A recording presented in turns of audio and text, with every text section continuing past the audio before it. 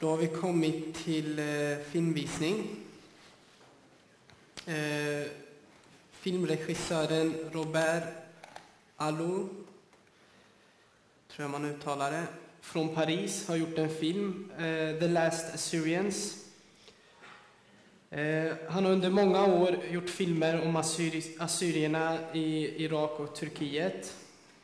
Och den senaste filmen som vi kommer att få se har han jobbat med under 6 år.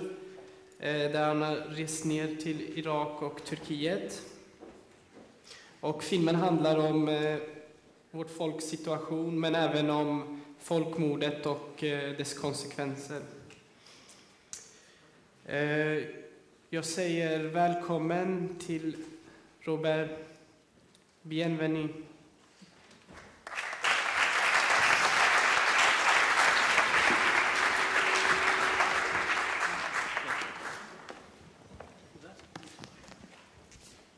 Before the film, I am very happy to speak just after David Yonan, because as he told, what is very important for me, I am not Assyrian, I am French.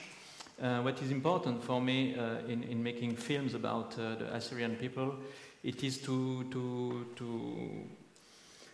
help non-Assyrian people to discover the existence of your people, of your history, of your culture, because in Europe and in America, very few people know exactly what is these people. And when in Paris I say Chaldeans, Assyrians, Assyro-Chaldeans or Syriacs, 99% of people do not know what does that mean.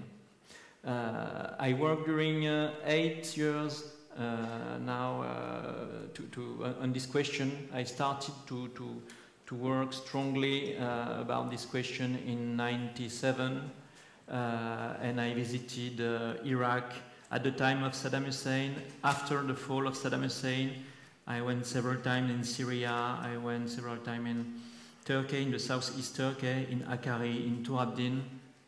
And for me, it was a very important experience to discover these very old people, how these people managed to survive to all these slaughters. And I discovered how the genocide is now the center of his identity. You will see this film. It is a film which is for the people which are not Assyrians, and the genocide is not the center of this film. This film speaks about the history during 3,000 years, and you will understand that the genocide is the end of the film and the center of the actual situation. Now I am making a film with Beth-Kinne specifically about Seyfo. I have made this film. At the entrance you will find the DVDs, if you want the DVDs of the film, and I have made 100 hours of rushes of films about Assyrians in Iraq, Syria, Turkey, and everywhere. And I've made editings also, if you are interested in these things of images that nobody has seen about villages in Iraq, in Syria, and very interesting things, and the remains of this civilization. Just before the show, the film, I wanted to emphasize that I am not Assyrian, and so in my mind, a point which is very important is to say that I am not against Turkish people, I am not against Muslim people. What is important, it is to understand that in the past of every people, the French people, the British people, the Turkish people, there are very black things, very bad things and slaughters. And I am French, and I know that the French people in their past have killed millions of people in Africa, in Algeria, in America, during the slavery of black people. And all the people have this kind of slaughters in their past. And what is important, it is to speak about that and to show that. And it is the big problem of Turkish now, it is to be able to speak about its past. So now it is a film.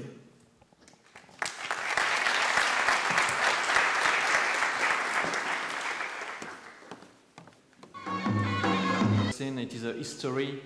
During 3,000 years, it was very difficult for me to put 3,000 years in less than 1 hour. So I have been obliged to make things very simple.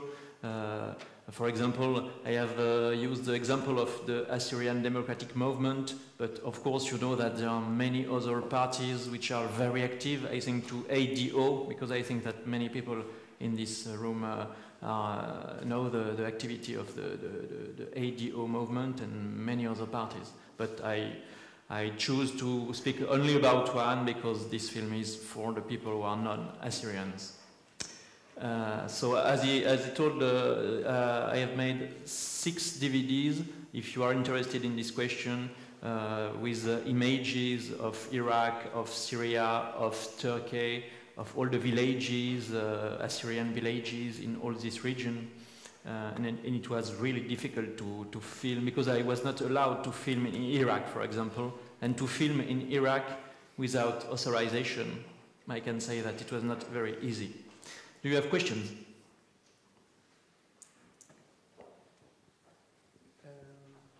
Du kan ställa dig upp till mellan.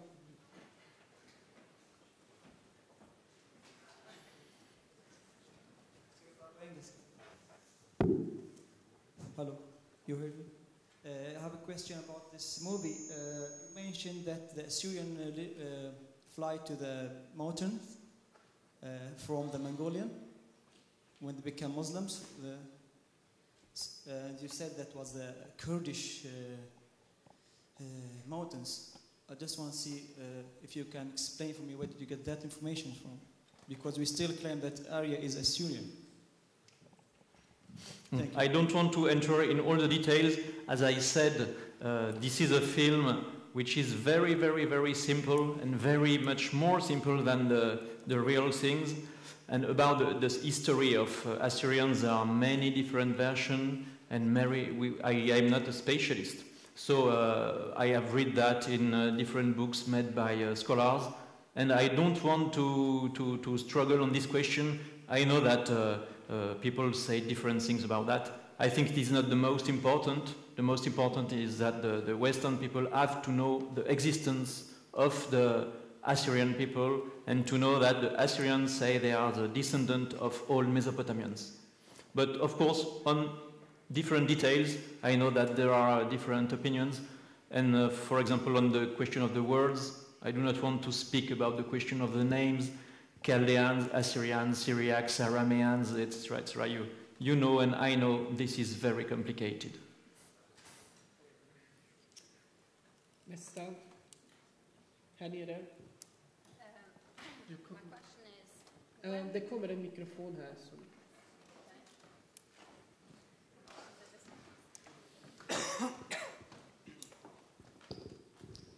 Hi.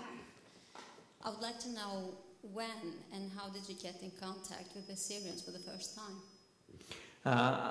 In fact, I was very involved and interested in the history and in the history of the Middle East and also in the history of religion. And I traveled several times in Turkey, a long time before knowing the existence of Assyrians, of the modern Assyrians. And in '89, for the first time, I heard about Syriacs and Nestorians, and I learned and I read books, and after years, in 1997, I started to work really strongly on this question and to search information in libraries, to meet people, to meet the Chaldo-Assyrians in France, to travel in Turkey, in the southeast of Turkey, in Hakkari and in Turabdin. It was not very easy. It was around 2000 because it was the end of the war between PKK and Turkish government, and the region of Hakkari, for example, was very, very difficult to visit. So I've worked on this question really strongly, starting from '97.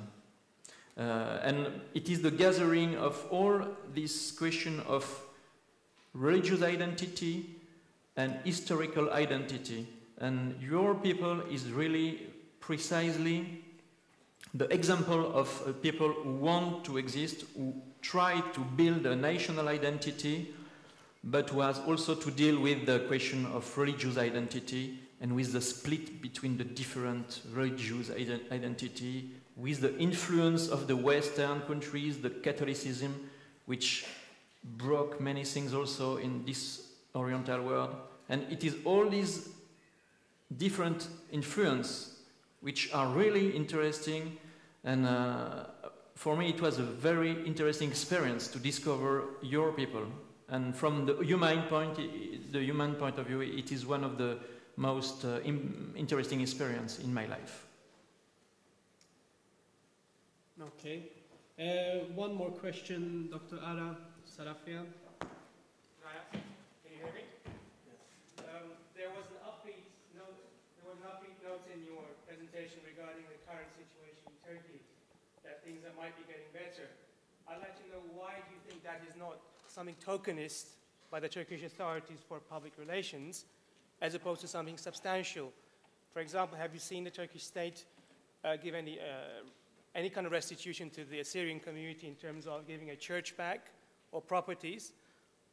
Is there a real shift in opinion in Turkey on the Assyrian question, or is this part of this posturing for Europe, which we keep seeing with regard to minorities? Of course, it is the big question. Starting from 2000, I think that there is a change in the attitude of the Turkish government. Of course, it is, I think, because of the Europe, because they want to enter Europe, and they know that in the current situation it is quite impossible for them to enter Europe. But there is a big contradiction with the building of the Turkish modern republican identity. It could be very long. Perhaps you will speak about that in your lecture.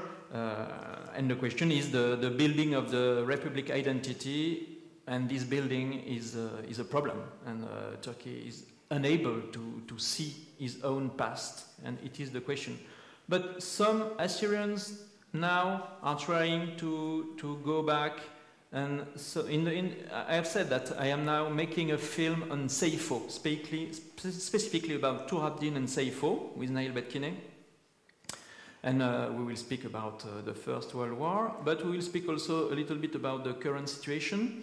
And in some villages of Tur Abdin, Assyrian people try to go back and to live again in Tur Abdin. So Turkish government try to show that he accepts that. I am, as I said before the film, I am not against Turkish, because I am against nobody, and Turkish are exactly like French or British. They have made big slaughters, but the point is to accept it and to tell it. I don't know. I hope that Turkish government is not lying, and that Turkish government wants really a change. The question is about the genocide. The genocide, now you will speak about that, I suppose. It is a completely blocked situation, and Turkish identity seems to be in contradiction with that. You will speak about that this afternoon, I suppose. Okay, thank you. No more questions. Thank you very much.